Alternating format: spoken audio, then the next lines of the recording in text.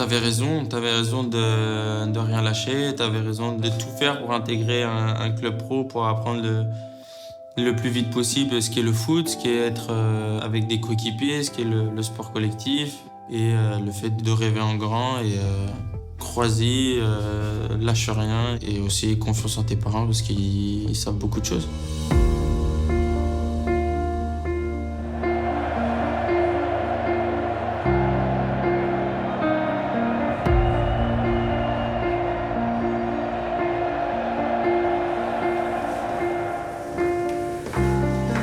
Ma chambre, elle était avec plein de posters de footballeurs, que ce soit Beckham, Zidane, Thierry Henry, et j'en passe. Voilà, on voyait plus le mur, il n'y avait que des posters. Ensuite, des draps où il y avait plein de ballons, des draps de Marseille aussi. Donc voilà, j'étais en plein dans le foot et voilà, je baignais dedans en H24. Après, tu te mets à rêver, à vouloir être à leur place, à vouloir qu'après un petit ton poster, un poster de toi dans sa chambre. Donc voilà, ça me permettait aussi de rêver.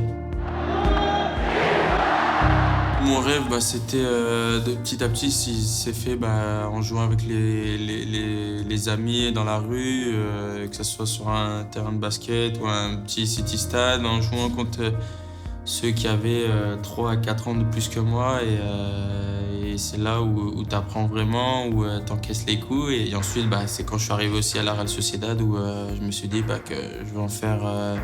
Voilà, je veux en vivre et je veux vivre tous les week-ends des gros matchs. Et ça a été une obsession pour moi. Je suis parti à 14 ans de la maison où j'ai laissé ma famille, mon frère, ma sœur. Voilà, c'était pas facile, c'était une autre langue. Donc, être le dernier pendant les exercices, les entraînements pour suivre les autres. Et oui, après, j'ai pas eu une enfance comme les autres. Donc, j'avais pas beaucoup d'amis, j'avais pas de petites copines, j'avais rien. Donc, c'était tout pour le foot. Et des fois, c'était compliqué, mais on y arrivait. Là où je me suis vraiment rendu compte que mon rêve devenait réalité, c'était quand j'ai signé mon premier contrat professionnel. Voilà, après, tu sais jamais avant, mais après, voilà, je suis quelqu'un comme ça qui y a rien d'acquis et qui travaille toujours. Et même si j'en suis proche, jusqu'à que ça soit pas signé ou fait, je me dis que c'est pas encore fini, le travail n'est pas encore fini. Et voilà, dès que j'ai signé mon premier contrat pro, c'était ça y est. Je suis dans mon rêve, donc personne va m'en sortir. Quand t'es champion du monde, t'as réussi le plus gros truc, donc c'est d'y retourner. Et voilà, le truc que je rêve et que je rêve toujours tous les matins, c'est toujours être heureux sur le terrain, que ce soit à l'entraînement ou en match. Et donc voilà, c'est un rêve qui dure et qui doit rester.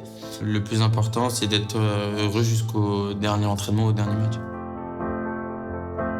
Je réalise surtout quand j'arrive au stade et qu'il y a des enfants qui ont mon maillot, voilà, avec mon numéro, ça fait toujours chaud au cœur, plaisir. Et voilà, c'est aussi quand tu arrives sur le terrain, essayer de leur donner du plaisir et de faire en sorte qu'ils puissent être fiers de leurs joueurs et de leur maillot. Ta valise, tu la prends, tu ouvres et là tu vois tout ce qui est le coq, le drapeau français et que c'est quelque chose d'exceptionnel, de beau à vivre, de beau à voir aussi, les survêtements et tout. Donc ça impressionne et comme j'ai dit, c'est quelque chose où tu veux revivre à chaque fois et c'est ce que je me suis dit, de tout faire pour tout le temps revenir.